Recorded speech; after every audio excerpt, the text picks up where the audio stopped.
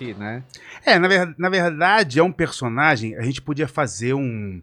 O Mikael, que faz é o roteirista, ele falou: eu precisava humanizar esse personagem. Por quê?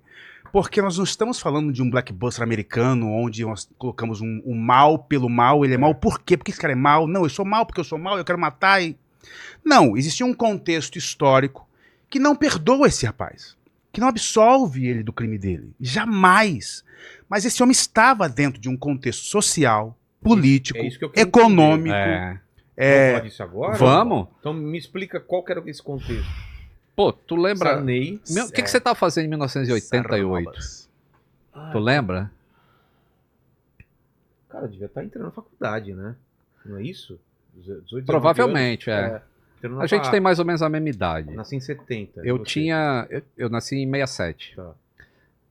Eu entrei na Varig... 70, 67, 77. Aí, ó. 7 aqui. Ó. Eu tinha entrado na Varig em 1986, meu primeiro emprego. Eu tinha 19 anos. E eu lembro que a inflação era um negócio absurdo. E a Varig, ela dava um vale, era tipo um vale alimentação, mas bem nos primórdios, que era tipo um voucher que você ia no Extra. Não era nem Extra, chamava, sei lá, que o nome do supermercado naquela época. Da época. Da época. Jumbo Eletro. Jumbo Eletro Radiobras. Pô, foi buscar lá no... Nossa, cara. Isso aí. Ducal. Ducal. Mapping. Mesbla. Mapping. Mapping. E aí você ia com esse negócio lá... No dia que você recebia, você já tinha que ir no supermercado, porque você conseguia comprar o valor daquilo lá em produtos. Se você deixasse para ir no dia seguinte, você já comprava menos coisa. Se passasse 15 dias, você só levava metade para casa. A inflação era um negócio absurdo. Tanto que o pessoal falava que valia mais a pena você andar de táxi do que de ônibus, sabe por quê? Porque o ônibus você pagava na entrada e o táxi na saída. E quando você pagava, o dinheiro já tinha desvalorizado. Ficava mais barato que a passagem de ônibus, cara. Mas era assim, você entrava no supermercado, os caras remarcando o preço. Não, deixa eu pegar aqui antes, cara. Felicidade dos jovens hoje, que depois que estabilizou com o Plano Real, a gente tem inflação, mas não se compara. Era 400% ao ano, cara. Hoje a gente tem o quê? Chega a 10? Não dá pra comparar. Não dá pra comparar. Então era um negócio absurdo. E já vinha de vários planos econômicos. E aí, o Sarney, ele assumiu porque o Tancredo Neves morreu, que foi o cara... Foi uma eleição indireta ainda. Foi a primeira eleição depois da ditadura. Aí entrou o Tancredo, aí ele morre antes de assumir. Aí o Sarney assume. E muita gente não gostava e tinha todo esse sofrimento. Isso ajuda, né? O próprio personagem, o Nonato, que é o assassino, o Nonato, que é o sequestrador, ele era do Maranhão, cuja história do Sarney é Maranhão. Da família do Sarney. Exatamente. E existia, ele fazia parte do grupo de pessoas pobres, famintas, enfim, que colocava justamente nas administrações do Sarney a situação precária do Maranhão. Que algumas pessoas colocam até hoje, inclusive, tem esse lugar lá. Né? Engraçado o nome, né, do sequestrador. Raimundo Nonato. Esse nome te lembra alguma coisa? Escolinha, né? Escolinha do professor Raimundo. Raimundo Nonato, era o nome do professor da escola. Mas é comum esse nome no norte, principalmente. Eu morei em Manaus, cara, tinha muito Raimundo Nonato. Então, então esse era o contexto histórico, assim, sofrimento pra caramba. Uma falta de segurança geral nos aeroportos, né? Esse foi o primeiro.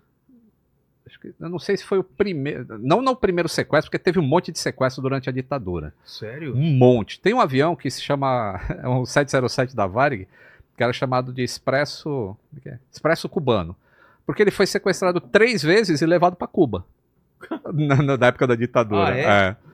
Para fuga? O que era? Não, o sequestrador entrava mais para asilo político, aí sequestrava o avião e desviava o avião para ir para Cuba. Aí chegava em Cuba, eles pediam asilo, né, os sequestradores, e aí a tripulação da Varig, os passageiros voltavam. Então existia muito sequestro, mas a segurança em aeroporto nunca foi muito rigorosa? Muito rigorosa. Não tinha detetor de metais, por exemplo, em Confins. Ele entrou com uma arma. Em 1988. Você só mostrava o canhotinho, nem pedia um RG para ver se você era o cara que comprou o bilhete. Era assim. E aí aconteceu o assalto aqui em Campos, São José dos Campos, um avião da TAM uma vez foi assaltado, a mesma coisa. Não tinha detetor de metal, os caras entraram com metralhadora e sabiam que o avião estava sendo embarcado com valores, roubaram o avião.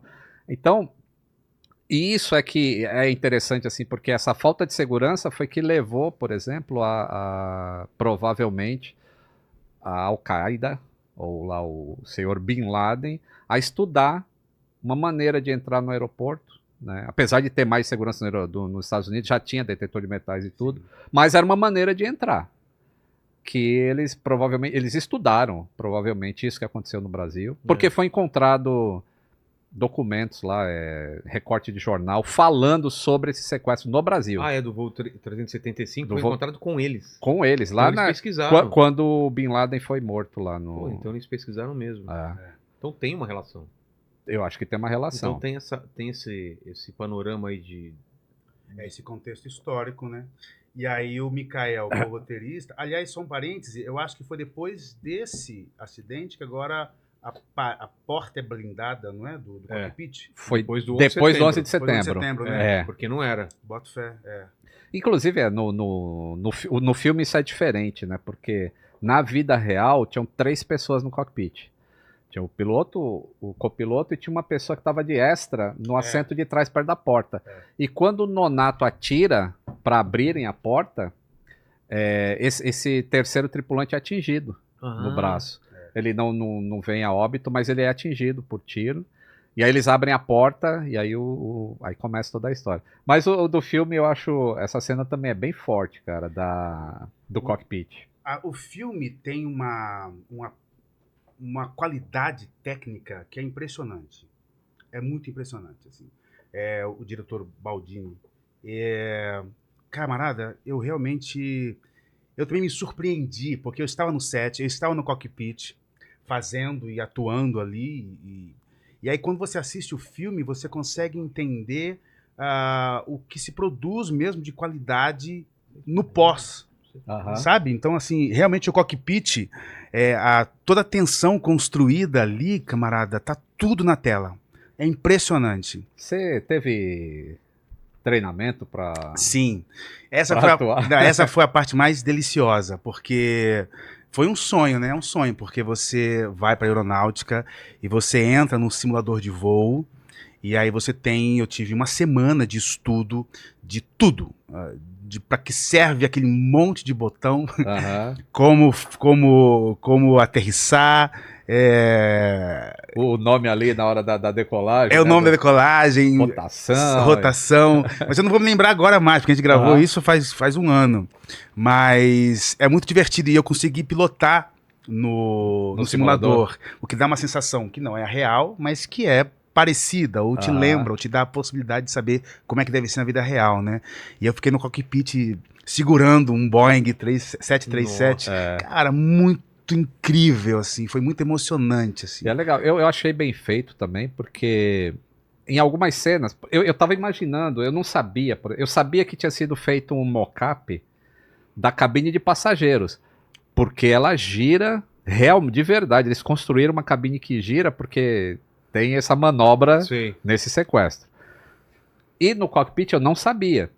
Então, quando eu vi as cenas, né, aquela troca de câmera entre o Murilo, que infelizmente não tá aqui o Danilo hoje, né, pra conversar com a gente. Tem um vídeo dele aí, né? Quer colocar aí o vídeo dele?